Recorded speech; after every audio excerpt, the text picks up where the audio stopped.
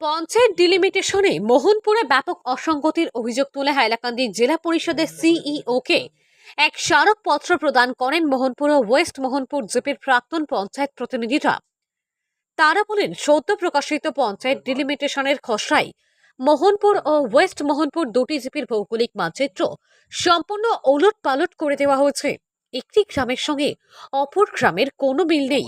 অন্তত 3 থেকে 4 কিলোমিটার দূরবর্তী এলাকা শহীদপন্থ ও আলকাপুরের সঙ্গে মোহনপুরের কিছু অংশ জুড়ে দেওয়া হয়েছে। হাইলাকান্দি জেলা পরিষদের সিইওকে স্মারকপত্র প্রদান করে সংবাদ মাধ্যমের কাছে নিজের প্রতিক্রিয়া ব্যক্ত করতে গিয়ে ওয়েস্ট মোহনপুর জিপির প্রাক্তন 2 সভাপতি নাসির উদ্দিন বড়ভূইয়া ও ফরিজ উদ্দিন লস্কর ও মোহনপুর জিপি প্রাক্তন এপি সদস্য শ্রীবাস পুরকায়স্থ ও অবিদুর রহমান বড়ভূইয়া সহ সমাজসেবী আনোয়ার হোসেন বড়ভূইয়া অভিযোগ করে বলেন, শহীদপন্থের সঙ্গে ওয়েস্ট মোহনপুর এবং আলকাপুরের সঙ্গে মোহনপুরকে সংযুক্ত করা কোনো অবস্থায় মেনে নেবে না বলে সাফ জানিয়ে দেন। মোহনপুর ও ওয়েস্ট মোহনপুর দুটি জিপিকে বহাল রাখার দাবি জানান তারা।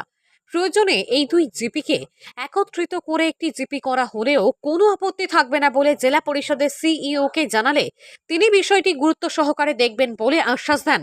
তারা সাফ জানিয়ে দেন, এরপরও যদি কোনো সুরাহা না হয় তাহলে গণতান্ত্রিক উপায়ে গণ আন্দোলন সহ আদালতের দ্বারস্থ হতেও পিছুপা হবেন না বলে সাফ জানিয়ে দিয়েছেন মোহনপুরের প্রাক্তন পঞ্চায়েত প্রতিনিধিরা। কিন্তু মোহনপুর জিপির যে অস্তিত্ব, আজকে এখানে দোতলা জিপি অফিস আছে, মোহনপুর বাজার আছে, প্রেমনিশন হায়ার সেকেন্ডারি আছে, 30 বেড হসপিটাল আছে, আরও সমবায় সমিতি আছে, মাদ্রাসা আছে, কালীবাড়ি আছে, মসজিদ আছে। এতটুকুর পর এই মোহনপুর জিপির অস্তিত্বকে মেটে দেওয়া হয়েছে। আমরা এটা কখনো মানব না, আর এটা যেন আমাদের পুনর্বহাল হয়। এখন দেখা যায় আমাদের এখান থেকে প্রায় 10 কিলোমিটার দূর আছে আলগাপুর। এখানে দেখেন, একটি জিপির মধ্যে দুটি সমিতি কিভাবে হয়, একটি জিপির মধ্যে দুটি থানা কিভাবে হয়, একটি জিপির মধ্যে দুটি হসপিটাল কিভাবে হয়, একটি জিপির মধ্যে দুটি হায়ার সেকেন্ডারি কিভাবে হয়, একটি জিপির মধ্যে দুটি বড় বড় বাজার কীরকম হয়। আজকে যে হাইলাকান্দি বিধানসভাতে মোহনপুর 4 এবং 5 এবং আরএকে নিয়ে মোহনপুর নাম দেওয়া হয়েছে, এখানে আছেটা বা কি? এটা তো জঙ্গল এরিয়া, কিন্তু যেখানে মানুষের সুবিধা, মানুষের সব কিছু পাওয়া চাওয়া সব মানুষ আসে, এখানে একটা জিপি সার্টিফিকেট নিতে হলে আমাদের আজকে 10 কিলোমিটার 12 কিলোমিটার যেতে হবে আজকে আলগাপুরে। দেখেন, আজকে 14,500 ভোটার দিয়ে আলগাপুর জিপি করা হয়েছে। আজকে দেখবেন বন্ডি ব্রিজের অফিস নেই, এখন নতুন করে তো অফিস বানাতে হবে। কেন গভর্নমেন্টের পয়সাটাকে অনর্থ খরচ করবে?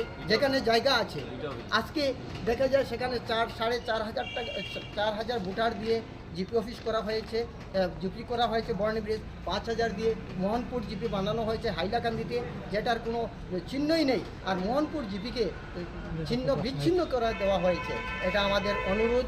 আমরা বাজারের ছেলে, আমি প্রাক্তন এপি সদস্য, আমি জনগণের জন্য যেটা করা, তাদেরকে নিয়ে তাদের অসুবিধার জন্য যাটুকু করা লাগে। আজকে দেখেন তো, একটা হয়রানি হবেই।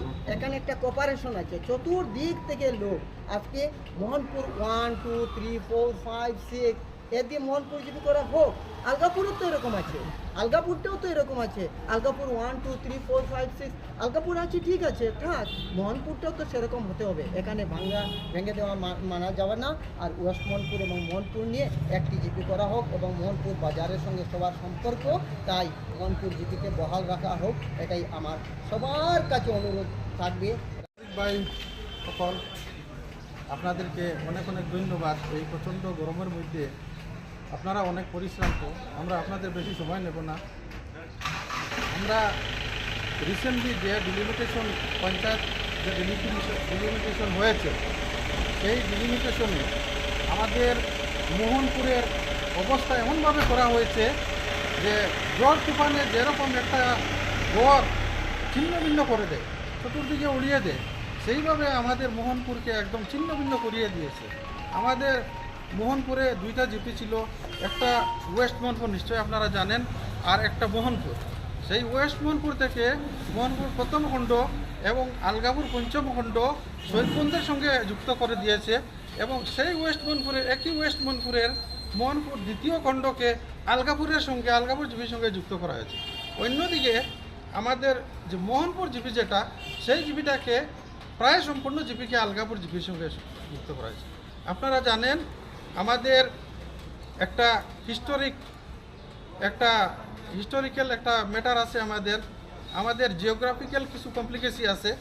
এই সব জানা সত্ত্বেও আমাদের সার্কেল অফিসার মহোদয় কীভাবে কার প্ররোচনায় কার ষড়যন্ত্রে উনি আমাদেরকে মোহনপুরের এক অংশকে মোহনপুরকে আলগাপুর জিপিতে এবং পশ্চিম মোহনপুরের একটা খণ্ডকে আলগাপুর জিপিতে এবং বাকি দুইটা খণ্ডকে শহীদবন্ধে দিলেন।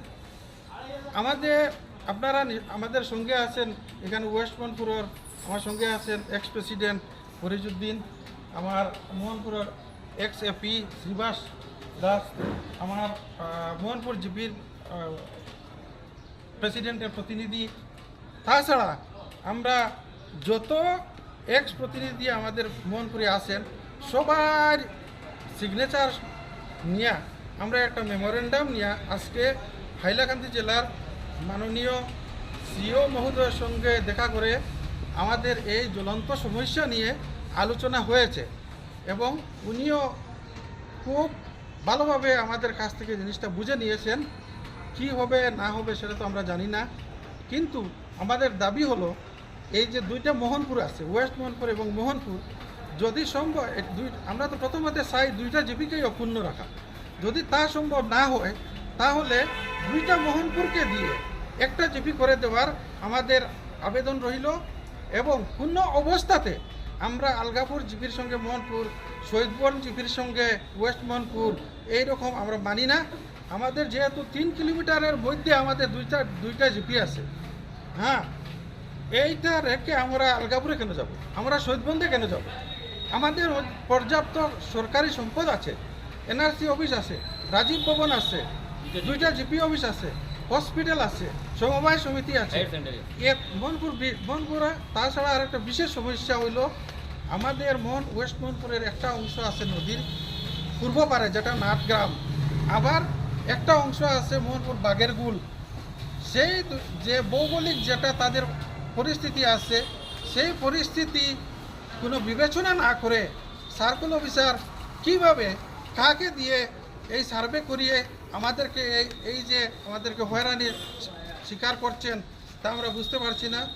আমরা সিদ্ধান্ত নিয়েছি এই বিষয়টাকে নিয়ে আমরা মোহনপুরে জনসাধারণ সব একত্রিত হয়ে সম্মিলিতভাবে আমরা একটা সভা মোহনপুরে করব এবং আমরা যতদিন না পর্যন্ত আমাদের এই দাবি মেনে নেওয়া না হয় ততদিন পর্যন্ত আমরা আমাদের আন্দোলন চালিয়ে যাব এবং শেষ অবধি আমরা হাঙ্গার স্ট্রাইক করব, আমরা হাইকোর্টে যেতে বাধ্য হব।